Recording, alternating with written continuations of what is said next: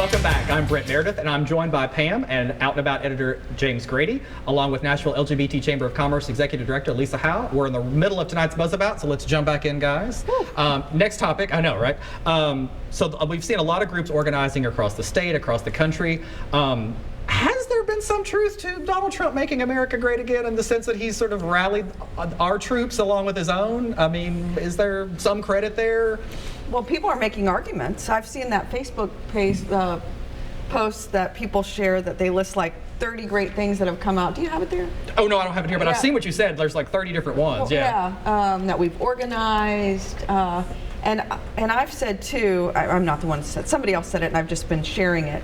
Like, now's the time for us to step up, and and you all work in the community every day, you see it more than I do. We either need to give our time, talent, or money some way. I know I asked James if he follows Trump so much, like, is it crazy town for what you do? Because I've been that person that's been a little unengaged. I'm surprised when I hear these things. You know he's coming to town, right? I have heard he's coming to town. Anyway, we all have to step up and do something. If we can't give our time, give your talent. You're a talented guy right there. Give more. Yeah, all of us are. Yeah, I think a lot of us do give multiple things. You know, time, talent, money. But I think at this time, maybe you could do 2 out of 3. Right?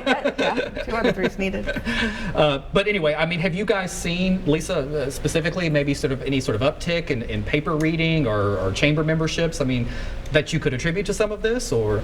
Definitely with the chamber, people have reached out to us to build bridges, to collaborate. So like Connection Americas, we're working with closely, working very well with TEP right now. So definitely we're seeing more people want to come to the table and work together because it's going to take numbers. And the fact that we were able to organize something like Tennessee Thrives, businesses who've signed a pledge saying that they don't believe in discriminatory legislation, that's, you know, all of that has, I guess, empowered some of this movement. Yeah. And James, you're shaking your head. Yeah, but let's not give Trump credit for it. Let's not say thank you, Trump, for pushing us together. I mean, that's like saying, you know, thank you for sending us this earthquake to help us build our community. Right. No, I mean, well taken. Yeah, I mean, we don't give Hitler credit for the United Nations, but you know, so let's not give Trump credit for this. We face an existential threat, and we have to come together.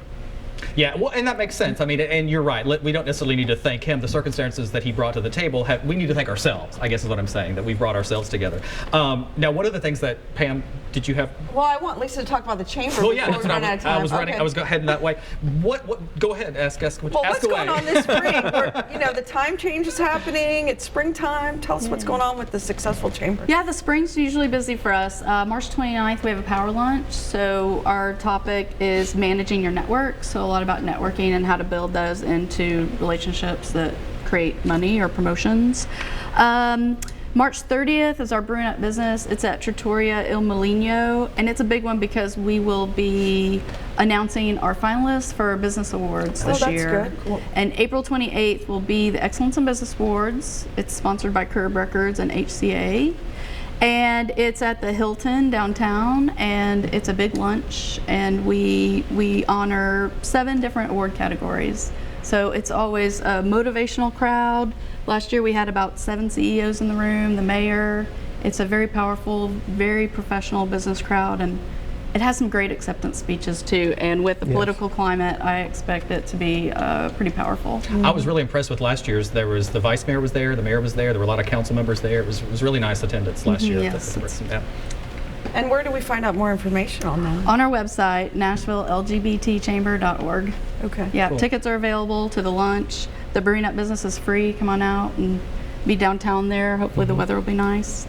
And tickets available for the Excellence in Business Awards lunch. Cool. I think, we've registered for the Brewing Up Business. Excited about trying out the new restaurant. That looks kind of cool. Or at least new to me. New to me too. Go ahead. Well, so let me ask you this.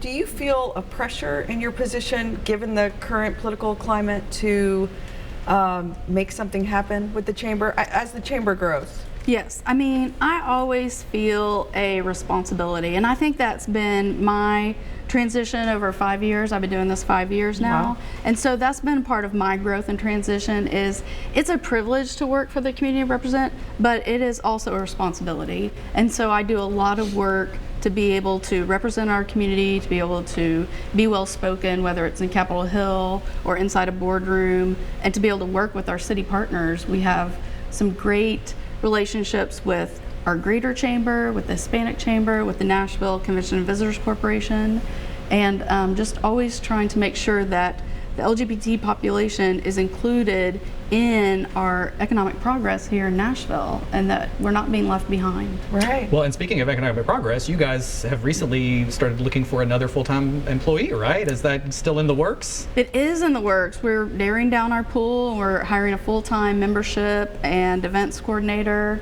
And I'm so excited. It really elevates me to be a true CEO of the organization and be out there building bigger relationships and being more involved in the city. And can I mention one thing I forgot? Yeah, go ahead. At our business awards, we will be recognizing our next cohort of certified LGBT business enterprises. Cool. And we have 4 or 5 business owners who are getting certified right now as LGBT. And we'll be excited to recognize them at the awards, and they'll have a page in the National Business Journal coming up in the summer. What does it mean to be certified?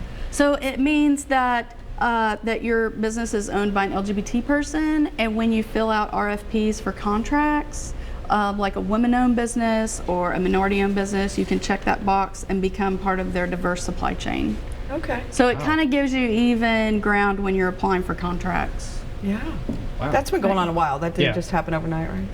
Right. It's been going. We're a little slower here, you know. Like, Are we? It seems like we're cutting edge to me. I don't know. I know there's so much is going on, and I hate that we're out of time. I want to keep talking, but we'll have you guys back again. We definitely got a lot to talk about in the next few years. And we'll continue this conversation on social, so be sure to follow us and share your thoughts in the comments there.